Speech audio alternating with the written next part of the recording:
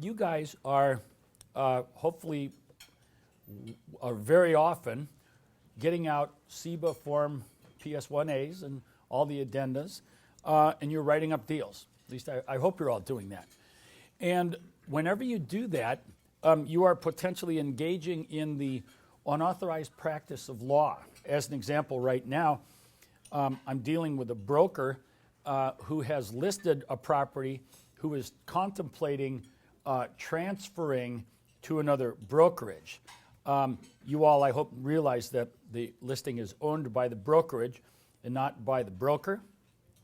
However, in this case, the designated broker, the person in charge of the brokerage, is okay with broker listing the property with brokerage number one, and then changing brokerages and allocating the resources upon the closing of the transaction. And so they pulled out a CBA listing agreement and signed it all up, and they put this little addendum on the back of it saying, this agreement shall apply to any new brokerage that I go to. Can anybody think what the potential problems are with that? There are lots of them. The forms are all set up with default deadlines. You know, seller shall have 5 days unless indicated otherwise. And if you go too far off of the sequence of those, that can cause trouble. Advising a seller on a Form 17 is risky. And I know you guys, your Form 17 context is a little different than residential.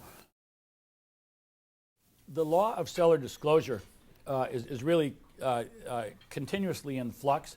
Right now, courts are really on the seller's side, which is good news for sellers, but that doesn't mean a seller can't get in trouble on a Form 17. For example, I dealt with a property up in Whidbey Island at the base of a very steep cliff. Ridiculously steep, I mean straight up. It was just crazy. And there had been a landslide on a neighboring property about 2 years before the seller listed it. The landslide was, literally on the property next door. All the damage was repaired.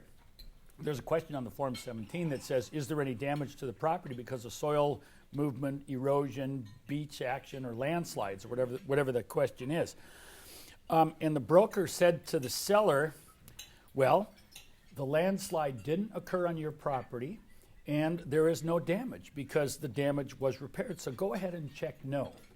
Now, that is, intellectually, that's the correct answer. Reading the Form 17 question literally, there is no damage because it was repaired, and the landslide occurred next door.